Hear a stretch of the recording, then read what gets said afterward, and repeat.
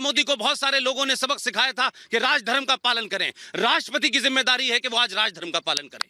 बिल्कुल, राजधर्म का पालन होना चाहिए, हमारे संविधान की रक्षा होनी चाहिए। सर, आप भी यहाँ पर मौजूद हैं, क्या लग रहा है आपको ये जो साजिश है इतना लंबा क्यों ले रहे, क्यों अब तक इंटरवेंशन नहीं किया गया? देखिए, ये साजिश सामान्य नहीं, बहुत गहरी साजिश है।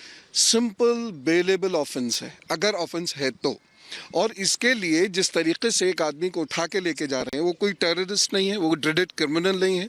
उसको एक जेल से फिर दूसरी जेल फिर तीसरी जेल में लेके जा रहे हैं। इंटेंशन से एकदम क्लियर है। जब भी आपको किसी कैदी को प्रताड़ित करना होता है या उसकी ज़िंदगी से खिलवाड़ करना होता है, आप उसको घुमाना शुरू करते हैं, उसको हरेस करना शुरू करते हैं और अल्टीमेटली एक ऐसी जगह पर उसको ले जाकर छोड़ देते हैं जहाँ उसका मेंटल हरेसमेंट मैक्सिमम हो। तो वो जो अबू आज़मी ने बात कही है, जो अभी श्री पुष्पेंद्र जी ने कही है, वो बहुत गहराई से सोचने वाली है। तो हम उसको उस लेवल पर जाने नहीं देंगे। मेंटल हैरासमेंट करने की कोशिश यहाँ पे की जा रही है, लेकिन शायद वो लोग जानते नहीं है कि वो अर्नब गोस्वामी है। वो डरेंगे नहीं, वो शेर है, वो दोबारा निकलेंगे और दहाड़ेंगे, सच दिखाएंगे, सच बोलेंगे।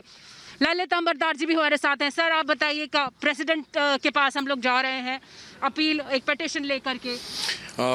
मैं पहले, you know what, we are going to appeal to the President of India, who is not just the President of this country. He is supposed to be the custodian of Constitution, custodian of law, justice and liberty, right? We're going to appeal to him. आपकी नाक तले कानून की धज्जियां उड़ाई जा रही है। और मैं बार बार कहता हूं, अर्नब गोस्वामी एक आम पत्रकार नहीं है, रिपब्लिक चैनल एक आम चैनल नहीं है। अर्नब गोस्वामी 130 करोड़ हिंदुस्तानियों की आवाज है। और उसकी वजह से कौन कौन परेशान है? उसकी वजह से वो लोग परेशान हैं जिनके बारे में वो सत्य लाने की कोशिश कर रहे हैं। उनके बारे में, उनके साथ वो लोग परेशान हैं जो पाकिस्तान के अंदर बैठे हुए हैं। उनकी चैनल के पर बैठ के हम दिन रात उन पाकिस्तानी को नंगा करते हैं जो हिंदुस्तान के खिलाफ बोलते हैं। उनकी चैनल पर बैठ के उन हिंदुस्तानी को हम नंगा करते हैं जो हिंदुस्तान में बैठ के हिंदुस्तान के खिलाफ रहते हैं। शाहीन बाग को नंगा करते हैं। आपने सुशांत सिंह राजपूत के सुसाइड को, कत्ल में उतना परस्यू किया कि सीबीआई उसके ऊपर इंक्वायरी करने पे बैठ गई। क्या आज उसी की आवाज को दबाने की कोशिश करेंगे? और मैं ये कहना चाहता हूं आपको, हमको 2 दिन से हिंदुस्तान के कोने कोने से मैसेजेस आ रहे हैं, दुनिया भर से मैसेजेस आ रहे हैं। और मैं बताना चाहता हूं, राष्ट्र को बताना चाहता हूं, राष्ट्रपति को बताना चाहता हूं, भगवान न करे अगर अर्नब गोस्वामी के साथ कुछ होता है तो हिंदुस्तान में आग लगेगी। ये आज माहौल है, क्योंकि जब आप अर्नब गोस्वामी के ऊपर प्रहार करते हैं तो आप हिंदुस्तान के 130 करोड़ हिंदुस्तानियों पे प्रहार करते हैं। और ये पहली बार हो रहा है। लेकिन अपील करेंगे, आज की तारीख में क्यों हमारी सरकार चुप करके बैठी हुई है? हमने 2019 में एक नया भारत बनाने के लिए सरकार के लिए वोट दिया था ना। कहां है वो सरकार? किस चीज का इंतजार कर रहे हैं वो? क्या कर रहे हैं वो? अगर अर्नब गोस्वामी को आप उस जेल के अंदर ले जा रहे हैं, जो हमारे पर रिपोर्ट्स आ रही हैं, लोग बता रहे हैं कि सुपारी दी गई है अर्नब को इनकाउंटर करने के लिए। और मैंने उस दिन बोला था, जिस दिन उसको घर से लेके गए थे, कि आज तो वो बच गए हैं। उस दिन तो बच गए, नहीं तो सुबह उनका यही कार्यक्रम था। आज 6 बजे ले जाना, उस जंगल वाले रास्ते के साथ ले जाना। हम सब लोग परेशान हो रहे थे कि कहीं आपका कैमरा 1 सेकंड के लिए भी चूक हो गया तो अर्नब गोस्वामी की हालत क्या होगी। हमारे पूरे 130 करोड़ हिंदुस्तानी आज बिल्कुल परेशान है कि अर्नब गोस्वामी की जिंदगी खतरे में है। इस आदमी को, जो आज पूरे हिंदुस्तान को वो इंस्पायर करता था, this man inspires millions of Indians. Today he was with folded hands, he was begging, he has been tortured to the extent that he was begging for his own life. लानत है हमारी democracy के ऊपर, लानत है हमारी constitution के ऊपर, जो एक राष्ट्रभक्त पत्रकार की जान नहीं बचा सकते। बिल्कुल, ये नाराजगी, ये गुस्सा है देश के अंदर, क्योंकि सिर्फ देश ही नहीं, हमने देखा विदेशों से भी लाखों आवाजें आई, पेटिशन साइन कर रहे हैं लोग। हर कोई यही कह रहा है कि जो आवाज है उसे दबाया नहीं जाना चाहिए, सच की आवाज को नहीं दबाना चाहिए और अर्नब को जल्द से जल्द रिहा करें। ममता काले जी हमारे साथ है, आपका क्या कहना है? देखिए, ऐसा आज जिस विषय को लेकर के हम यहाँ पर खड़े हैं, मैंने कभी नहीं सोचा था कि ऐसा विषय लेकर के हमें आदरणीय महामहिम के दरवाजे तक आना पड़ेगा। आज इस देश में पूरे देश के अंदर इमरजेंसी लग गई, ऐसा मुझे प्रतीत होता है। पहले मुझे लगा कि 75 के बाद महाराष्ट्र के अंदर एक फासिस्ट सरकार के द्वारा इमरजेंसी जैसा बर्ताव हो रहा है। आप सोचिए, एक राष्ट्रवादी पत्रकार, क्या गलती है अर्नब गोस्वामी जी की? ये गलती है कि वो पालघर के संतों के लिए न्याय मांग रहे थे, ये गलती है कि वो सुशांत सिंह राजपूत के लिए न्याय मांग मांग रहे थे। ये गलती है कि वो मां भारती के साथ खड़े होते हैं। ये गलती है कि जो हिंदुस्तान के विरोध में बात करते हैं, अर्नब गोस्वामी बिना डरे, बिना थके, बिना झुके उन लोगों की बात करते हैं। और आज जिस तरीके से उनको उठा करके लेकर के जाया गया, शिफ्ट किया गया, वो बहुत दर्दनाक, वेदनाजनक था। साफ दिखता है कि इस देश को जो स्वतंत्रता दिलाई है हमारे स्वतंत्रता संग्राम सेनानियों ने, आज उनकी आत्मा ऊपर खून के आंसू रोती होती। शहीद भगत सिंह सोचते होंगे इसलिए मैंने वो फांसी का फंदा चूमा था। ये भारत देखने के लिए कि भारत के एक राज्य महाराष्ट्र के अंदर एक सरकार इस तरीके का व्यवहार करेगी। और मैं बोलना चाहती हूँ परमवीर सिंह जी से, परमवीर सिंह जी, आपने जब आईपीएस ऑफिसर आप बने होंगे तो आपने एक कसम खाई होगी, एक कसम खाई होगी। याद कीजिए वो कसम क्या थी, क्या थी वो कसम? क्या वो कसम ये थी कि राजनेताओं के हाथ की कठपुतली बनकर वर्दी को बेच करके इस तरीके से डेमोक्रेसी को खत्म किया जाएगा? या वो कसम ये थी कि इस देश में आप वर्दी को पहन के, मां भारती को सब कुछ मान के भारतवर्ष के लोगों को सर्व करेंगे? ये आपकी जिम्मेदारी है और ये जिम्मेदारी है सरकार की। लेकिन दुख इस बात का हो रहा है देख के सुबह से ना, इतने दिन से आप 40 लोगों को भेजते हो AK-47 लेके, किसको पकड़ने के लिए? एक पत्रकार को।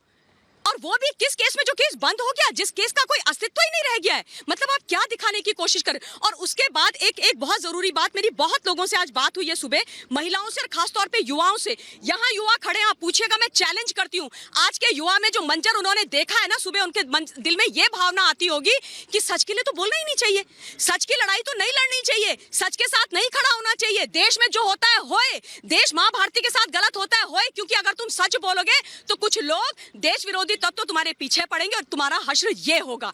इसलिए आदरणीय महामहिम जी से ये निवेदन है कि इसको रोका जाए। बस अब बहुत हो गया, इसके ऊपर नहीं देखा जा सकता, ये वेदनाजनक है। बिल्कुल, बहुत वेदनाजनक है और हर कोई यही कह रहा है कि संविधान की रक्षा की जानी चाहिए, सच को दबाया नहीं जाना चाहिए। उनके लीगल राइट्स को डिनाई किया गया। उन्होंने खुद, अर्नब गोस्वामी ने कहा कि मुझे लॉयर्स से नहीं मिलने दिया गया और मुझे असॉल्ट किया गया। उसके अलावा उन्होंने लीगल राइट्स की बात भी है और उनकी एक डिग्निटी की जो राइट है जो उन्हें मिलनी चाहिए, उसका भी हनन हुआ है।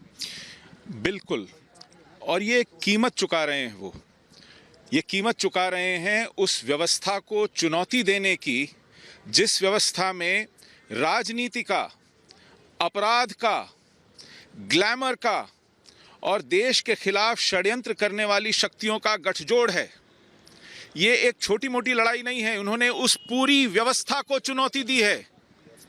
और उस व्यवस्था को चुनौती देने का कारण ये है कि आज वो हमें उन लोगों के बीच अकेले खड़े दिखाई पड़ते हैं जो लोग कभी इनके साथ दोस्ती का दम भरते थे, जो लोग इन्हें राष्ट्रवादी कहते थे, जो लोग ताली बजाते थे, जिन लोगों के लिए ये खपते थे, जिन मुद्दों को ऊपर उठा करके ये आगे चलते थे, आज उस पत्रकार को इन्होंने अकेला छोड़ दिया है। मुझे महाभारत का वो प्रसंग याद आता है जिसमें द्रौपदी का चीरहरण हो रहा था भरी कुरुसभा में। पूरे के पूरे नैतिकता के ठेकेदार चुप थे, यहां तक के पांडव नपुंसक बने खड़े देख रहे थे और कोई सामने नहीं आ रहा था। आज वही स्थिति है, लोग बहानेबाजी कर रहे हैं, 2-4 ट्वीट करके अपनी जिम्मेदारी की इतिश्री मान रहे हैं, लेकिन एक निर्णय नहीं ले पा रहे हैं। लकवा मार गया है इस सत्ता को।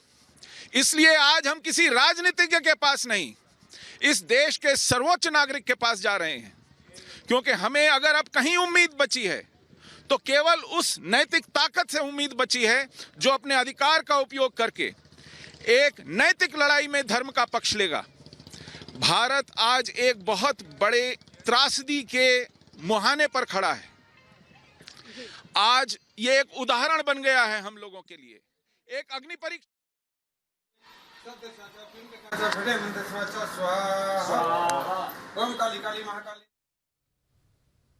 मुझे बाहर नहीं जाने देना चाहते, आप मेरी हालत देख रहे हैं।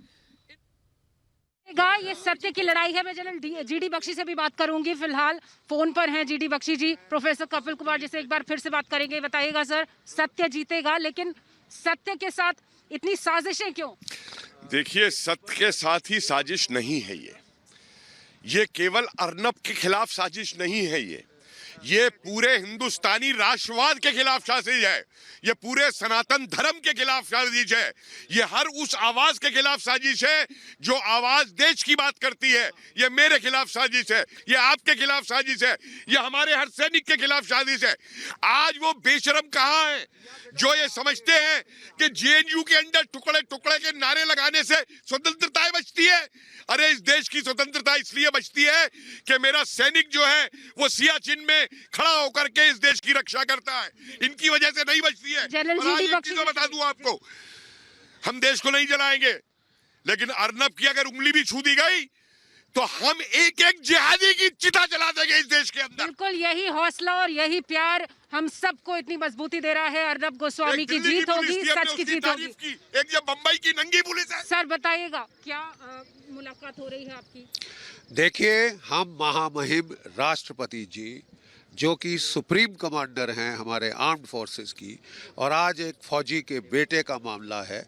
हम वेटरन्स को बहुत दुख है, बहुत खेद है कि एक जो पिलर ऑफ डेमोक्रेसी हमारे देश में है, जो कि फ्रीडम ऑफ द प्रेस है, अभिव्यक्ति की आज़ादी है, वो आज ब्लेटेंट असॉल्ट पे है। और ये असॉल्ट दिन प्रतिदिन बढ़ती चली जा रही है। आज सुबह अर्नब को एक ऐसी जेल में शिफ्ट किया जा रहा है जो कि रायगढ़ के पास है, जहाँ पे कि अबू सालिम और दाऊद जैसे गुंडे वहाँ पर जो है उस जेल में कैद हैं। आप जानते हैं सरबजीत के साथ क्या हुआ था। सरबजीत भारतीय नागरिक जिसे पाकिस्तान ने अगवा किया था, उसको टॉर्चर करके उसका